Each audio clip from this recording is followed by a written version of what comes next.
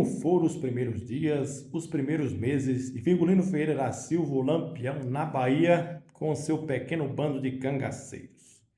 No dia 21 de agosto de 1928, Virgulino e 5 cangaceiros atravessaram o Rio São Francisco. Deixavam Pernambuco, Alagoas, Paraíbas, Ceará para trás e agora se aventurava em uma nova região. A região não era toda desconhecida para Virgulino, não. Ele já esteve aqui quando adolescente, quando criança, com seu pai, a fazer carretos, profissão que eles exerciam antes do cangaço. Mas agora estava fugindo da polícia. Com o bando apenas ele mais 5, adentraram a Bahia. Mesmo assim, a volante de Manuel Neto de Pernambuco achou o rastro dele e veio atrás. Chegou em uma fazenda de Pretolino Reis, o coronel Petro. Como não achou o Lampião e não achou o coronel, pegou um vaqueiro e o ameaçou e o bateu, deu uma surra, até que ele abriu o bico onde Lampião estava. Isso já foi no dia 26.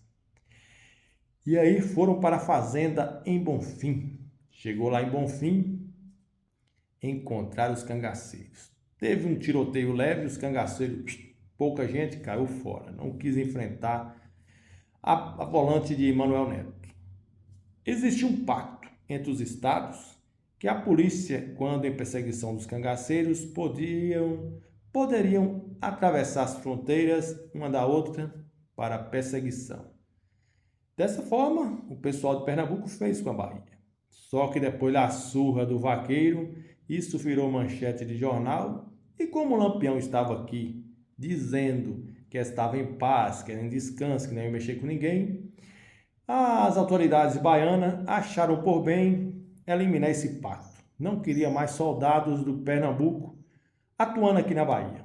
E dessa forma, fez com que Manuel Neto e seus cangaceiros não, seus nazarenos, os homens de Nazaré que estavam com ele, voltassem para Pernambuco.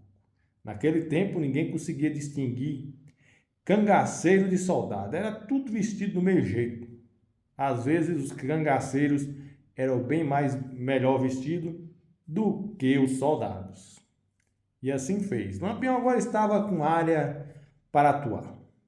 Lampião esperto, ele primeiro começou a conhecer o povo comum, as autoridades, os coronéis, os locais, a região toda. Isso lhe seria muito útil no futuro, quando voltasse às suas atividades de cangaceiro profissional.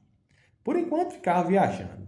Viajava de Barro Vermelho para Patamuté de carro, pagava bem para o motorista e o ajudante. Ficava nessa vida. Era uma pessoa, um astro, uma novidade aqui na região. Em Coché, por exemplo, ele chegou lá, teve um pouco de soldado, sentou com esse soldado, trocou até um rifle com um deles e ninguém fez nada com Lampião. Para você ver como estava a vida de Lampião aqui na Bahia. Estava uma vida gostosa, mas quando o dinheiro acabasse, como é que iria ser? Lampião voltaria às velhas atitudes, pedir dinheiro, entrar na cidade, tacar fogo e muito mais. Lampião ficou indo em casamento, dava vestido de noiva, distribuía dinheiro para a meninada, pagava bebida. Isso foi até o final de dezembro. Final de dezembro ele apareceu em Pombal, mas nesse meio ele ficou descansando na fazenda de Petrolino Reis, o coronel Petro, lá em Santo Antônio da Glória. Ficou descansando, ninguém nem dava notícia. Para alguns tinha mudado para Goiás, Mato Grosso, tinha ido embora. O certo é que ele estava só descansando, esperando a oportunidade. Em dezembro voltou a aparecer a região de novo, esteve em Pombal. E lá, ao chegar na cidade com seus cangaceiros, foi direto para a casa do prefeito. Pediu para o prefeito mandar avisar os poucos soldados que estavam para não se intrometer. O prefeito chamou o grupo para jantar, para almoçar e comeram de boa. O povo da cidade todo foi ver Lampião e seus homens. No final, pousou para a foto. Tinha uma pessoa lá que tinha uma máquina, tirou uma foto do bando. E, para completar, pegou um dos soldados para servir de guia e o levar a outro local. Para vocês verem como foram os primeiros meses de Virgulino aqui na Bahia. Foi um verdadeiro paraíso. Umas férias bem gozadas por Lampião e seu pequeno bando de cangaceiros. Mas em breve as coisas irão mudar aqui na Bahia.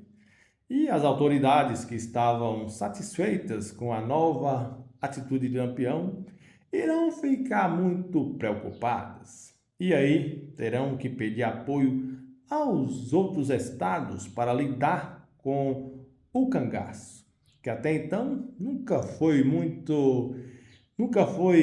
algo drástico, algo perverso aqui. Agora começava a ser. Não tinha costume de lutar contra cangaceiros, a polícia tinha pouca polícia, a região era grande, e o que fazer? Pedir ajuda, é claro. O cangaço ainda estava vivo e forte. Lampião ainda iria durar cerca de 10 anos. 10 anos a mais de cangaço aqui no Nordeste.